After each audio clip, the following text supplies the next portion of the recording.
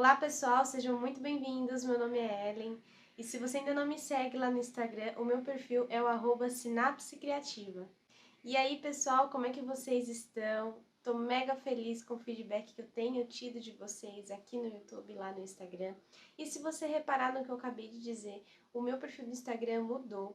Antigamente eu falava sempre aqui nos vídeos, no comecinho do vídeo para vocês, que era o @sinapse criativa TDAH, mas por conta dessas mudanças de diagnóstico e tudo que eu quero trazer para vocês, achei que ficava um pouco melhor se eu tirasse o TDAH no final, porque assim eu consigo falar de TDAH e de TEA de uma maneira muito mais livre. Então o perfil agora, ele mudou, é o @sinapse criativa só, certo? Só Sinapse Criativa. Se você ainda procurar como Sinapse Criativa TDAH, provavelmente você vai encontrar, porque só tem eu com esse nome lá no Instagram, certo? Então, pessoal, o tema do vídeo de hoje foi muito pedido por vocês, tanto no direct quanto nas caixinhas de pergunta que eu abro lá no meu perfil, que é sobre como lidar com a opinião de familiares, amigos, colegas de trabalho sobre o seu diagnóstico recente. Para quem me acompanha há um tempo, sabe que eu fui diagnosticada com TDAH há cerca de 8 anos. E quando eu fui diagnosticada, eu ainda não tinha esse perfil, não trabalhava com internet, então, eu não tinha muito onde contar, onde falar que eu era TDAH, a não ser no meu círculo de amigos e familiares. E que mesmo não tendo esse contato próximo com as redes sociais naquela época, eu sofri muito preconceito, não tanto da minha família, mas sim de amigos e pessoas que eu trabalhava, que eu estagiava na época. Então, eu acho que o primeiro ponto que eu quero conversar com vocês é: só conte, só fale do teu diagnóstico ou de alguma característica sua, ou até mesmo se você não tem nenhum diagnóstico formal sobre o que você sente, só fale se realmente for importante para você que aquela pessoa saiba da tua condição. Porque senão, no final das contas, eu acho que não vale a pena a gente se desgastar tentando fazer o outro entender se naquela interação, naquela fala não tiver um propósito. Então, obviamente, quando eu tive o diagnóstico do TDAH, rolou algum tipo de preconceito, mas o TDAH ainda é mais bem aceito do que o autismo. Então, eu falo que teve dois grandes momentos aí na minha história com esses transtornos, que foi contar que eu era, né? Eu sei que muitos de vocês não gostam dessa frase de ser TDAH, mas eu acho muito raso também falar que você tem TDAH, porque no final das contas, as características, a personalidade, a tua vida acaba sendo moldada pelo transtorno. Então, na minha visão, tá? Se tiver alguém que discorda nos comentários, sem problema nenhum, gente. Mas eu acho que o transtorno é uma parte importante da tua vida, até porque você nasceu com ele, moldou a tua personalidade pelo transtorno. Então, eu acredito que a gente tem sim que vestir a camisa e lutar pelos nossos direitos, e lutar por mais respeito, e lutar por uma inclusão que muitas vezes é mascarada de inclusão, mas no fim das contas é só preconceito e capacitismo. Então, contando para vocês um pouquinho, né? Toda vez que eu abro caixinha de pergunta com tema livre no Instagram, me perguntam assim: nossa, como foi falar para a família? Como foi contar para amigos? Como foi contar para colegas de trabalho? E quando eu tive o diagnóstico do TDAH, eu estava no final do ensino médio. Eu já trabalhava, já fazia diversas outras atividades que não pertenciam ao mundo dos adolescentes, e sim dos adultos, mas eu não comentei sobre isso. Eu contei para a família, até porque meus pais me acompanharam nesse processo do diagnóstico. E, deixando claro aqui, eu também recebi alguns comentários sobre isso.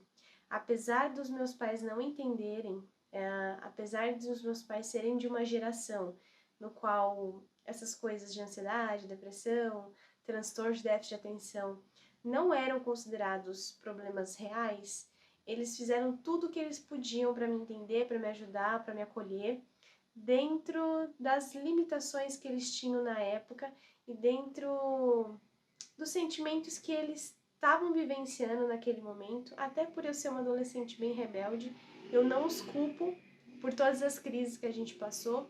Hoje em dia, mais adulta, mais madura, com a minha casa, com a minha vida, depois de tudo, a gente pensa lá atrás, né, naquelas crises de adolescente, com uma certa vergonhinha, mas eu entendo que eram os hormônios, que era a situação, que era a fase que estava mudando realmente, né? Então, ainda bem que hoje em dia eu tive a chance de me reconciliar, de me aproximar mais dos meus pais, por N motivos. Eu tive a chance de melhorar o meu relacionamento com eles, de melhorar o meu sentimento em relação a eles, porque a gente, quando sai de uma adolescência turbulenta, cheia de problemas, e ainda mais quando é diagnosticado com alguma coisa assim, a gente acha que o mundo tá contra a gente. E muitas vezes a forma com que a gente trata as outras pessoas também é uma forma violenta, e a gente faz isso sem perceber. Então, apesar de todo esse cenário caótico, eu tenho muito que agradecer a eles, porque eles me deram condição de ir atrás desse diagnóstico, eles me deram acolhimento, mesmo não entendendo o que eu estava passando. E aí, isso eu tô falando dos meus pais, tá? Agora, familiares, tios, tias, primos, eu nunca tive a chance, curiosamente falando, de conversar sobre o meu diagnóstico do TDAH.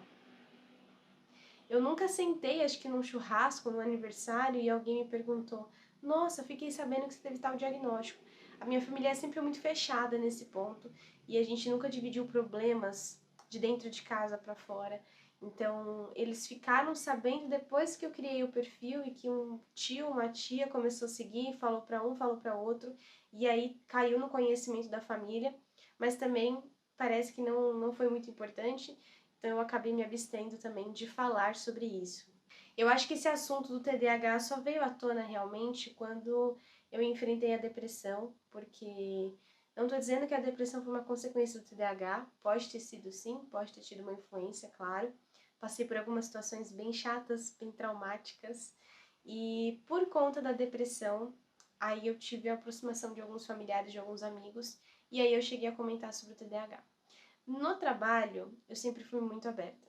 Tanto no meu trabalho como educação, que para quem não sabe, eu dei aula de biologia, de química, em cursinho pré-vestibular, eu era muito aberta com os alunos, inclusive foi o que me libertou, porque apesar de ser uma pessoa mais desconstruída, eu tinha muito receio de falar sobre o TDAH e o que o TDAH representava da verdadeira Ellen.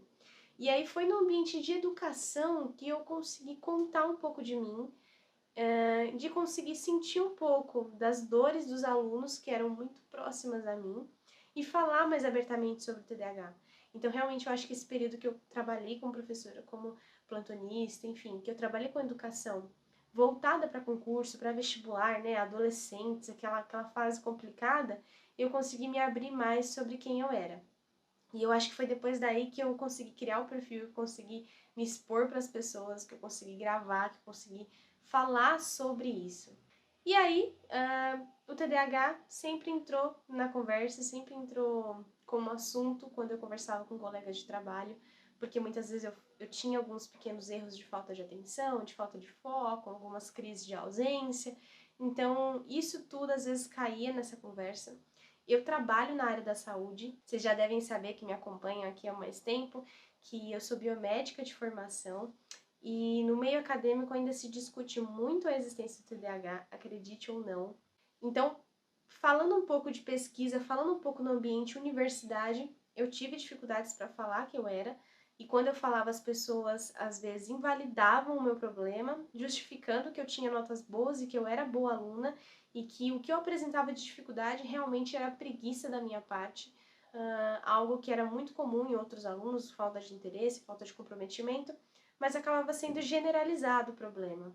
Já no ambiente hospitalar, algo mais prático, a gente acaba encontrando muitos profissionais que são TDAHs, que são autistas, que têm outros transtornos, que têm dislexia, e eu acabei me sentindo um pouquinho mais acolhida na prática, na vida real, onde eu fui praticar realmente quem eu era, né? Que eu fui atuar como biomédica, como instrumentadora, como perfusionista, e eu encontrei menos preconceito. Não que não haja, tá, gente? Eu acho que, assim, a medicina hoje em dia tá muito polarizada. Medicina completamente alternativa, medicina tradicional, e muitos desses médicos e profissionais, fisioterapeutas, enfermeiros, têm essa visão um pouco arcaica que vem lá da faculdade, de como eles foram ensinados sobre os transtornos mentais, sobre doenças que envolvem esse tipo de diagnóstico, esse tipo de suporte. Ao longo dos anos eu lidei bem com o diagnóstico TDAH, mas como eu comentei com vocês em outros vídeos, eu sentia que faltava algo, eu sentia que não era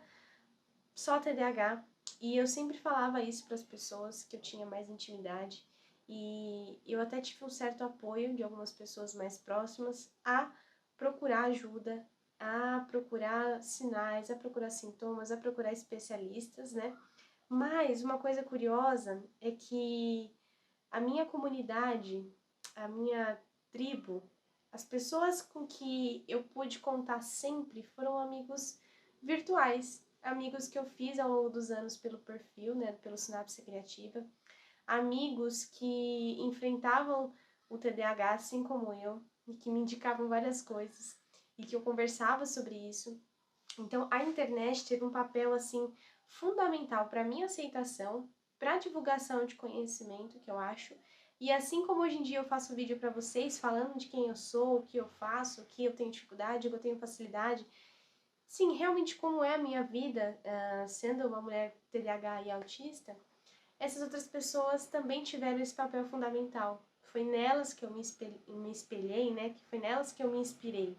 E aí, dando um salto de tempo, quando eu tive o diagnóstico do autismo, eu não tive coragem logo de cara de falar para as pessoas. E como eu já não morava em casa, enfim, já tinha uma vida adulta, assim, fora dos meus pais, eu não contei para a família logo de cara. E eu contei pro meu marido. E ele já sabia, na verdade, no fundo também. A gente já tinha feito esse processo tudo junto, foi só uma conversa informal no sofá. E eu respirei fundo e falei pra ele: Caraca, eu sou o que eu sempre achei que eu era. Eu sempre fui autista. Eu sabia no fundo que eu era diferente. E aí eu lembro que nesse dia eu me matei de chorar, porque foi como eu me olhasse no espelho e pela primeira vez eu não visse uma capa, uma película, sei lá como é que vocês falam aí, que eu visse a Ellen de verdade, né?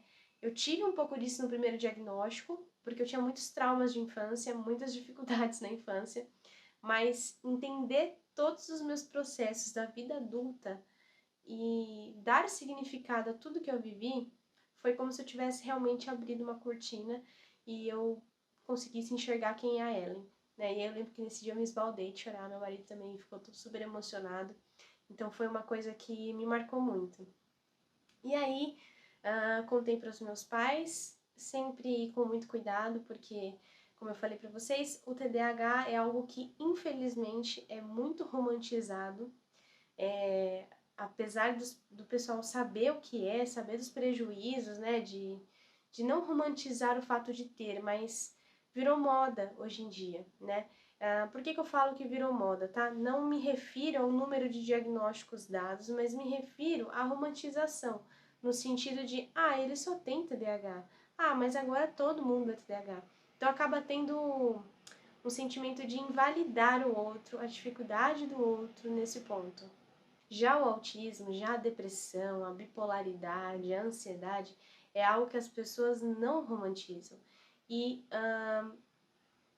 regam o sentimento de que aquela pessoa não é capaz, não é funcional, não é confiável. Algo que eu tinha muito medo de enfrentar novamente. Então eu contei para meus pais assim, explicando com calma, falando, olha, já passei por diversos diagnósticos, eu já tive muitas dificuldades, vocês sabem que eu sou TDAH, eu tenho várias dificuldades diárias, que eu comecei a pontuar exatamente, né, o que eu sentia. E eu acho que eles entenderam, mas não entenderam a dimensão e o que significava realmente para mim saber quem eu era, sabe? Então eu não acho que eles entenderam o peso do diagnóstico do autismo para mim, mas me acolheram. De novo, demais familiares e amigos descobriram pela internet, realmente. Porque se tem uma coisa que eu passei a minha vida inteira foi tentando agradar todo mundo. E às vezes eu deixava de fazer algo que eu amava, que eu gostava, por preocupação de que fulano ia achar. Ou eu deixava de postar algo porque eu ficava preocupada com o que ciclano ia achar. Então eu até brinco com o Gabriel que eu tô numa fase da minha vida que eu não me importo muito se eu estou agradando as outras pessoas no sentido de dever satisfações. Às vezes eu me despedaçava, me descaracterizava para poder me encaixar no padrão das outras pessoas, algo que eu nunca fui. Então, depois do diagnóstico, parece que eu apertei aquele botão lá, aquele botão vermelho, sabe? Que eu nem posso falar aqui no YouTube, que senão o YouTube me bloqueia. Aquele botão ali que eu não ligo mais pra nada. E aí eu consegui me enxergar pela primeira vez como eu era. Então, as pessoas que não são próximas a mim ficaram sabendo pelo perfil pessoal, pelo Sinapse Criativa, né? E pelo YouTube. E aí, quando eu soltei o vídeo do YouTube, foi assim, incrível, porque naquele dia eu recebi tantas mensagens no WhatsApp, no Instagram, vieram falar com os meus pais, foi algo assim chocante. Nossa, mas peraí, ela não parece autista, como assim? Ah, mas ele é só um pouquinho autista, né? Gente, eu não entendo, como assim você é só um pouquinho autista? Ah, mas ela só tem um pouquinho de dificuldade, né? Nossa, mas ela conversa tão bem, nossa, mas ela olha nos olhos. Ué, como? Não, mas peraí, o meu vizinho é autista e ele não é assim. Ah, meu primo, minha prima é autista e, nossa, ele nem consegue falar. Então, foram inúmeras comparações. E eu nem sei se vocês perceberam que teve uma semana que eu sumi daqui, logo após esse meu retorno com os vídeos. Foi por esse motivo, eu acho que eu estava digerindo todas essas informações aí, mas consegui me entender, consegui internalizar o que era bom, né, e externalizar o que era ruim. E no trabalho aconteceu algo curioso, que numa conversa, assim, no almoço com alguns colegas médicos, eu soltei que eu tinha tido diagnóstico recente, né, de autismo suporte 1, e aí 2 dos 6 que estavam na mesa comigo falaram que também eram autistas e que nunca tinham tido coragem de falar no ambiente de trabalho que eram. E aí foi muito legal porque é como se a gente reconhecesse um irmão, sabe? Um amigo. Então a gente começou a conversar sobre as coisas, sobre diagnósticos, sobre coisas do dia a dia, sinais. E aí eu, na hora eu fiquei até com um pouquinho de vergonha, porque o pessoal começou tudo a olhar em volta, a gente parecia criança falando disso. E as duas pessoas que falaram comigo desse diagnóstico eram muito mais velhas do que eu. E realmente na vida inteira delas, na carreira inteira delas, elas nunca tinham tido coragem de falar numa mesa, no almoço, no refeitório, que elas estavam no espectro. Então, pra mim, significa muito ter tido a coragem de abrir a boca e falar que eu era. Significa muito ter coragem de vir aqui gravar vídeo pra vocês, porque eu vejo que às vezes a gente tem muito mais pessoas que estão passando pelo mesmo que a gente, só não tiveram condições ou coragem, sei lá, não sei se dá pra chamar desse jeito, de se expor e curar alguns traumas e curar algumas feridas. Então, pessoal, resumindo tudo que eu falei pra vocês, sei que vocês me perguntam muito isso lá no perfil, né, de como contar. Eu acho que realmente vocês têm que analisar se vale a pena. Se você não depende financeiramente e emocionalmente da pessoa, se você não precisa dela, no sentido de sobrevivência, eu acho que não vale a pena contar. A não ser que pra você signifique algo realmente. Agora, se você não tem apoio da família, de amigos ou de pessoas que realmente mantêm relações rasas com você, não acho que vale a pena abrir essa parte da tua vida com a pessoa. Mas se você achar que significa algo, assim como eu achei, grava vídeo, faz um Instagram sobre isso, conta pra tua família, solta essa bomba no churrasco, conversa com o pessoal do teu trabalho. Eu acho que vale a pena, a gente acaba incentivando outras pessoas a se cuidarem, porque eu sei que cada pessoa apresenta um grau, cada pessoa que está no espectro tem uma dificuldade, tem uma facilidade, tem uma característica. Como o próprio nome já diz, o espectro é muito abrangente, então realmente não dá pra gente vir aqui no vídeo romantizar, porque eu entendo, eu tenho muitas colegas que são mães, que têm filhos que estão no espectro e que estão num grau de suporte um pouco mais elevado, que precisam de muitos cuidados e que muitas vezes elas não têm condição de arcar com esses cuidados. Então, de forma alguma, eu tô vindo aqui romantizar, tá? Eu tô vindo só contar a minha história, contar a minha rotina pra vocês, falar como eu superei muitas coisas sem saber que eu era neurodivergente, sem saber que eu era autista, sem saber que eu estava no espectro. Então, o que eu quero dividir com vocês, basicamente, é um guia de sobrevivência, sendo uma mulher autista adulta, trabalhando na área da saúde, algo que já é um pouco mais tradicional, né? Já é um pouco mais dentro da caixinha. Então, eu só queria dividir a minha experiência com vocês e não romantizar, de fato, o autismo, o TDAH, seja qual for o que a gente está falando. Então, avalie bem se vale a pena você contar. se é importante para você, se faz diferença. E se for, esteja preparado, esteja blindado para a opinião das pessoas. Porque no fundo, a gente é sozinho. Tudo que a gente faz é pra gente. As pessoas não se importam realmente com que roupa você usa, com que música você dança, canta. As pessoas não se importam com o teu emprego, com o teu estudo, com a tua faculdade, se você fez uma pós, ou se você realmente só quer vender bala na rua, ou se você quer vender a tua arte na praia, ou se você quer ser um médico bem-sucedido ou um artista. As pessoas só querem julgar, muitas vezes, criticar ou saber da tua vida. Então, viver uma vida em prol da opinião alheia é muito perigoso. A chance da gente se frustrar e viver sempre triste com aqueles pedacinhos faltando dentro da gente é muito grande, certo? Eu espero muito que vocês tenham gostado do vídeo, que tenham entendido a mensagem. Eu quero compartilhar tudo que eu tô vivendo agora, tudo que eu tô presenciando e vou contar pra vocês, não tem sido fácil, mas tem sido muito gratificante ver minhas pequenas evoluções todos os dias. Pessoal, eu espero muito que vocês tenham gostado, deixa um like no vídeo, deixa nos comentários o que você achou e a gente se vê no próximo vídeo. Tchau!